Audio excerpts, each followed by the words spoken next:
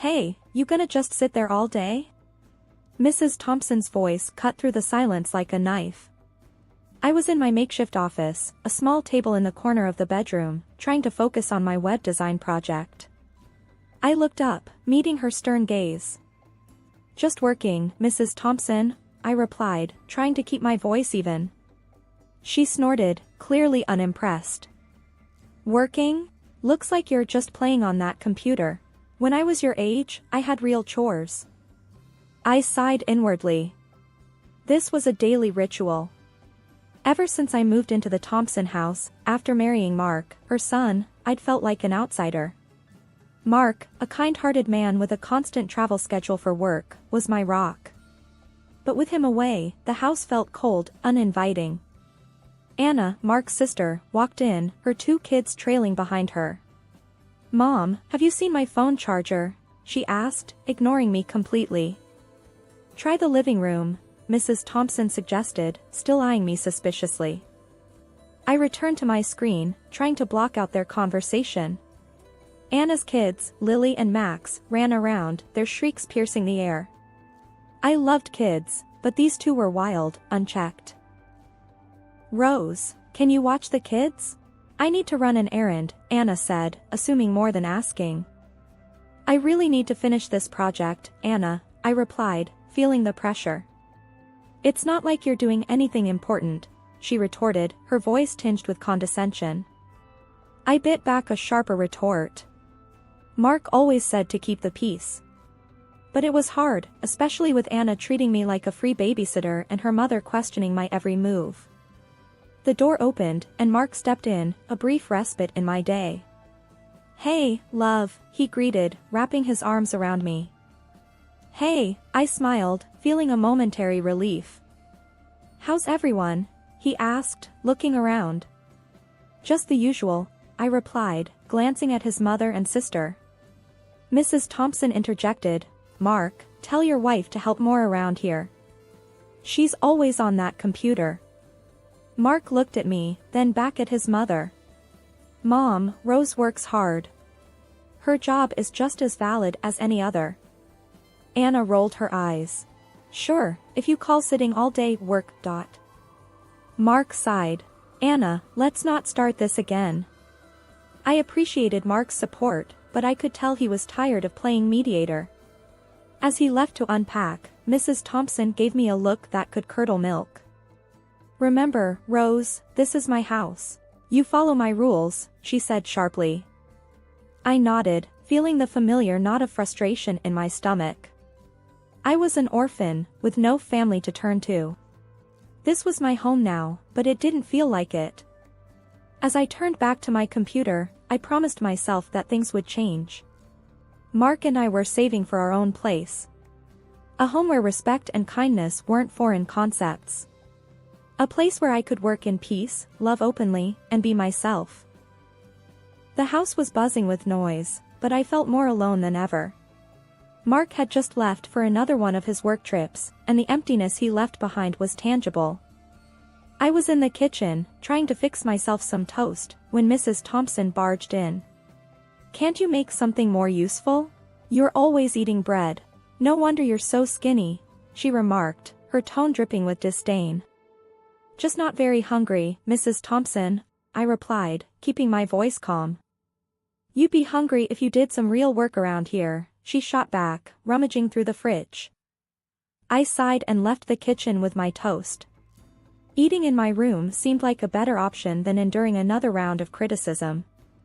Later, as I tried to concentrate on my work, Anna's voice echoed from the hallway. "Rose, can you watch the kids again? I've got to run out." "Anna, I really need to get this work done. It's important," I responded, feeling the frustration build up. "Oh, come on, it's just clicking around on a computer. How hard can it be?" Anna retorted, her voice laced with sarcasm. I bit my tongue, resisting the urge to argue. It was easier to agree than to start another fight. "Fine, I'll watch them," I conceded. As I tried to manage Lily and Max, who were more interested in playing tag around my workspace, I realized how isolated I felt in this house. surrounded by people, yet so alone. That night, I heard Anna and Mrs. Thompson talking in the living room. "She's not right for Mark. Just sits in her room all day, doing God knows what on that computer." Mrs. Thompson's voice was sharp and clear. "Yeah, and have you noticed how she never joins us for meals anymore? As if she's too good for us," Anna added, her words like daggers. I lay in bed, their words stinging. I missed Mark's presence, his understanding. He was the buffer between me and their constant judgment. Without him, it felt like I was an easy target. The next day, as I made myself another solitary meal, Mrs. Thompson walked in. "You know, if you spent more time with us, maybe you'd feel more part of the family," she said, her tone accusatory. I looked at her, feeling the irony of her words. "I try, Mrs. Thompson, but it's hard when I feel like everything I do is wrong in your eyes," I replied, my voice barely above a whisper. She just huffed and walked out, leaving me alone again.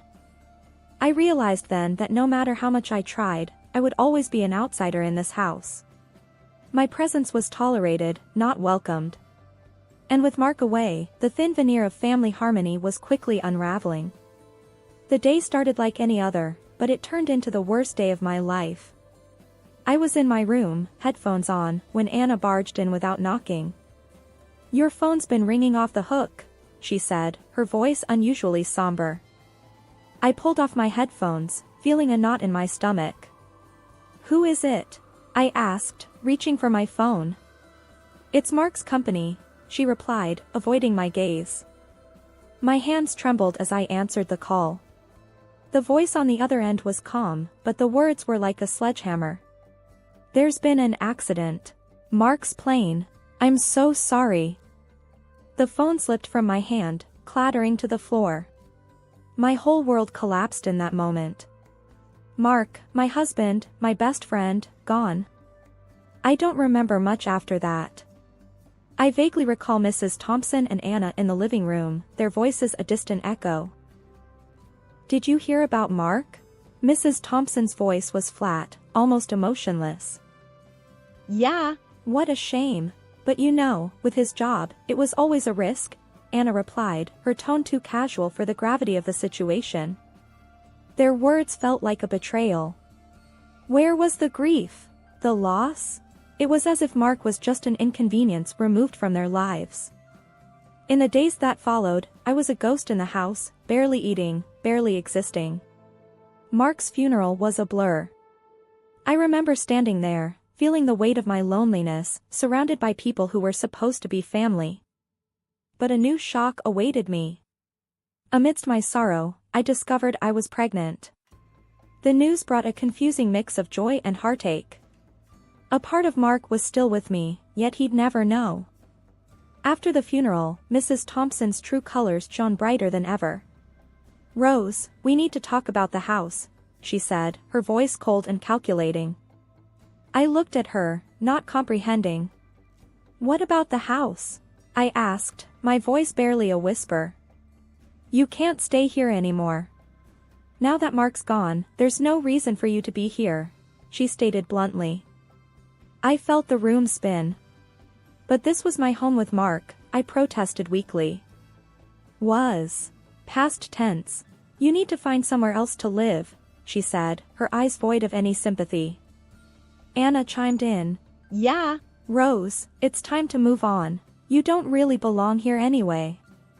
"I need to tell you something," I began, my voice shaky. "I'm pregnant. Mark was going to be a father."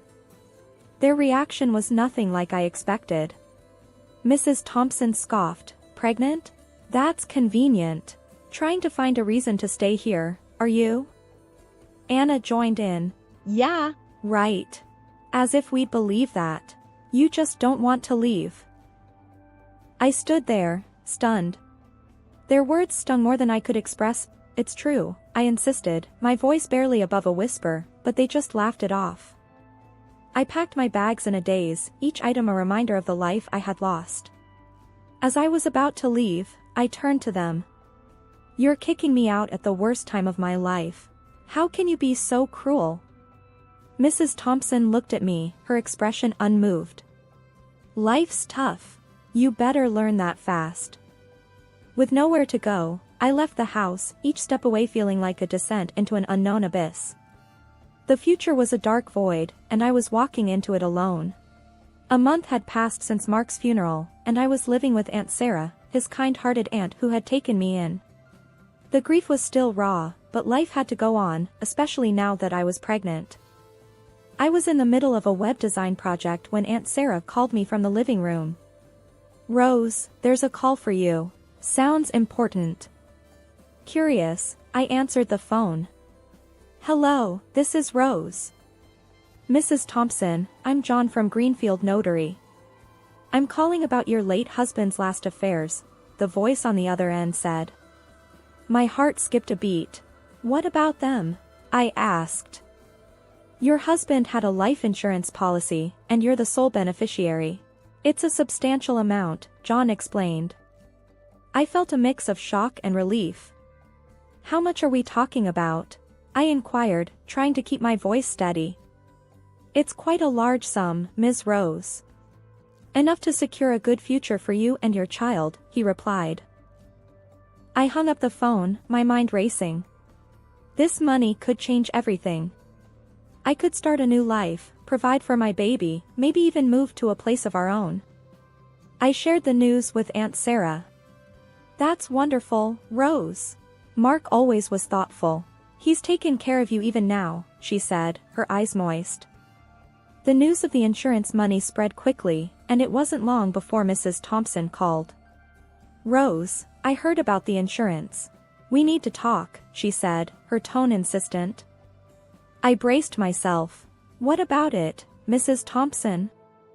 You know, since you're the beneficiary, I think it's only fair that you share some of that money with us. After all, we're Mark's family too, she demanded. I couldn't believe her audacity. Share the money? After you kicked me out when I needed you the most? I replied, my voice firm. Well, we have expenses too, and you're living off my son's money, she retorted. That money is for me and my child, Mrs. Thompson. I won't give you a dime, I said, the resolve in my voice surprising even me. Think about it, Rose. Don't be selfish, she said before hanging up. But I had made up my mind. I was going to use that money to start a new life, far from the judgment and cruelty of Mrs. Thompson and Anna. I began looking for apartments, something cozy and welcoming, a place where I could raise my child in peace. The thought of having my own space, a sanctuary for me and my baby, filled me with hope. 6 months into my pregnancy, I was finally settling into my new apartment. It was a small, cozy place, filled with the promise of new beginnings. I had just finished setting up the baby's crib when the doorbell rang. I wasn't expecting anyone, so I was surprised to see Mrs. Thompson and Anna standing at my door when I opened it. Rose, we need to talk, Mrs. Thompson said, pushing past me into the apartment. Anna followed her, eyeing the place with a mix of curiosity and disdain. Nice little spot you got here, she remarked, her tone laced with envy. What are you doing here? I asked, trying to mask my discomfort. Mrs. Thompson took a deep breath. We've been thinking about how things ended between us. We want to apologize. I was taken aback. Apologize? After you threw me out? Anna chimed in, Look, Rose, we were upset. But we're family, right? We should stick together. I couldn't believe what I was hearing. Family? You made it clear I was no longer part of your family. Mrs. Thompson glanced at my swollen belly and her tone softened. We didn't know about the baby. We want to make things right. I scoffed. Now that you see I'm actually pregnant, you suddenly care? It's not just that, Anna said quickly. Things have been tough since you left. We thought maybe you could come back. Help out. I stared at them, incredulous. You want me to come back after everything? Mrs. Thompson took a step forward. We need your help, Rose. Financially, we're struggling. I shook my head in disbelief. So, this isn't about making amends. You just need money. Anna's face hardened. Look, Rose, we all have to make sacrifices. You have the means to help the family. I felt a surge of anger. I am not your family. Not anymore. You made that clear when you kicked me out. Mrs. Thompson's expression faltered. Rose, please. Think of it as helping for the sake of your child's grandparents. I couldn't help but laugh bitterly. Grandparents? You never once acted like grandparents. You won't see a cent from me. And you certainly won't be a part of my child's life. The realization dawned on their faces. They had hoped for an easy solution to their problems, but I was no longer the same person they had once manipulated. Anna tried a different approach. Rose, be reasonable. It's not good to hold grudges, especially in your condition. My condition has nothing to do with this. You made your bed, now lie in it, I said firmly. Defeated, Mrs. Thompson turned towards the door. You'll regret this, Rose. Family is everything. As they left, I felt a wave of relief wash over me. They had come expecting to find the same vulnerable girl they had once known, but I had grown stronger, more resilient. I looked around my apartment, at the little crib that awaited my child, and I knew I had made the right decision. My future, and my child's future, was here, in this new life I had built for us. Living in my own space, I felt a sense of peace I hadn't known in a long time.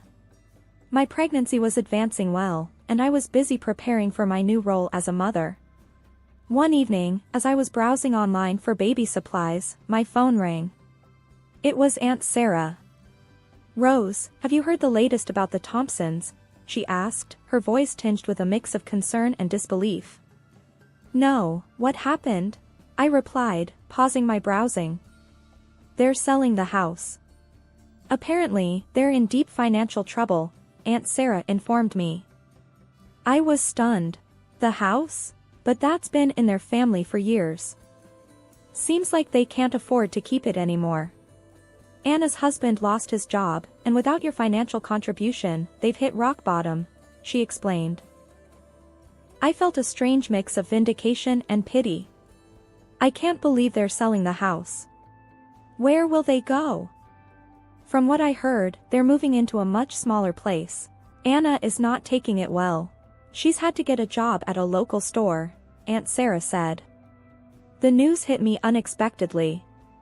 Anna, who had always looked down on anyone who worked a regular job, was now working in retail.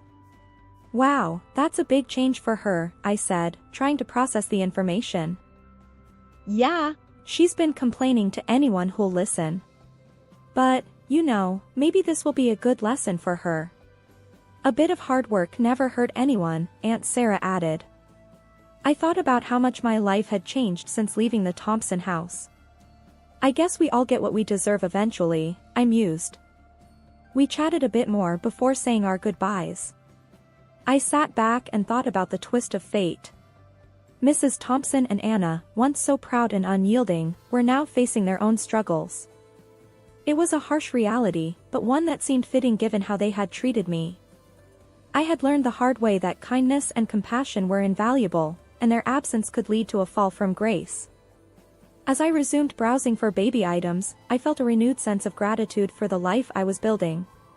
My journey had been tough, but it led me to a place of independence and inner strength.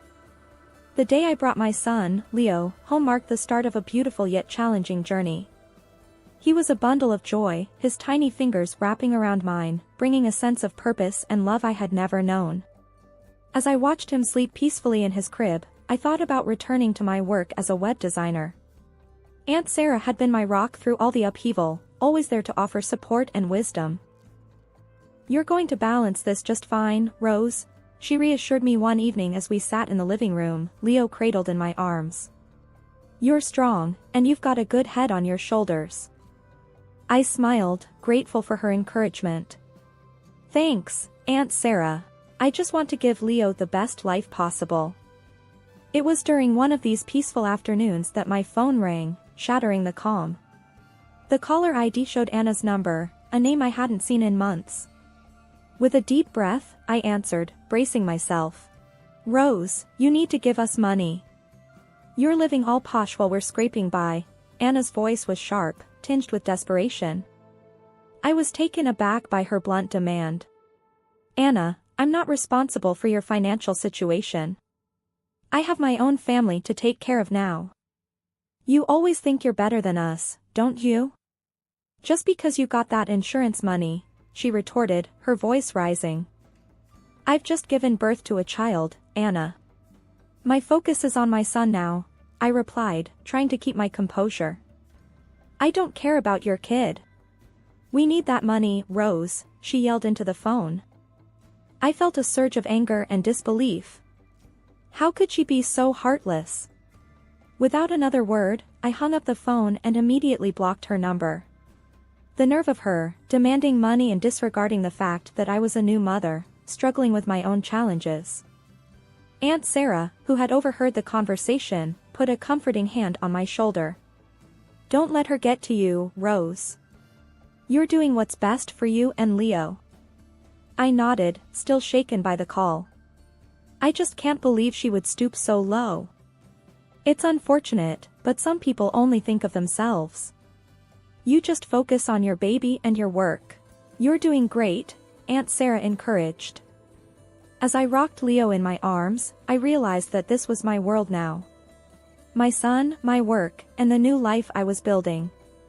No amount of guilt-tripping or demands from my past could take that away from me. I looked down at Leo, his innocent eyes slowly drifting closed, and whispered a promise to him. We're going to be just fine, little one. Just you and me, and all the love in the world. Life with my newborn son, Leo, was a beautiful, if sometimes exhausting, adventure. Balancing motherhood and my web design business from home was challenging, but I found joy in every little moment with him. Aunt Sarah, my late husband's aunt, would often come over to help, her presence a constant comfort in my new life as a single mom. One sunny afternoon, I decided to take Leo for a walk in his stroller. The fresh air was good for both of us, and I enjoyed these quiet moments, walking through the neighborhood. On a whim, I decided to stop by a small store to pick up some essentials. As I maneuvered the stroller through the aisles, I spotted a familiar face. It was Anna, my sister-in-law, working as a salesperson. Her mother, Mrs. Thompson, was with her, and they were deep in conversation. I couldn't help but notice the stark contrast from the last time I saw them.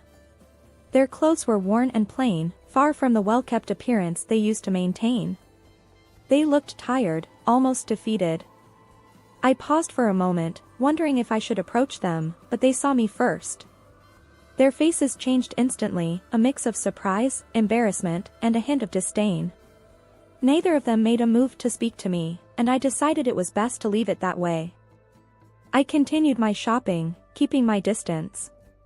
I could feel their eyes on me as I moved through the store, but I focused on Leo, who was babbling happily in his stroller. As I left the store, I couldn't help but reflect on how much had changed. The last time I had seen Anna and Mrs. Thompson, they were in a completely different position, looking down on me from their perceived higher status. Now, the tables had turned. Not that I took any pleasure in their misfortune, but it was a stark reminder of how quickly life could change. Back home, as I fed Leo and played with him, I thought about the journey that had brought me here. It had been filled with ups and downs, but I had come out stronger, more resilient. I had a beautiful son, a career I was passionate about, and the support of Aunt Sarah. That evening, as I put Leo to bed, I whispered a promise to him. I'll always be here for you, my little one. We'll make our own way, no matter what life throws at us.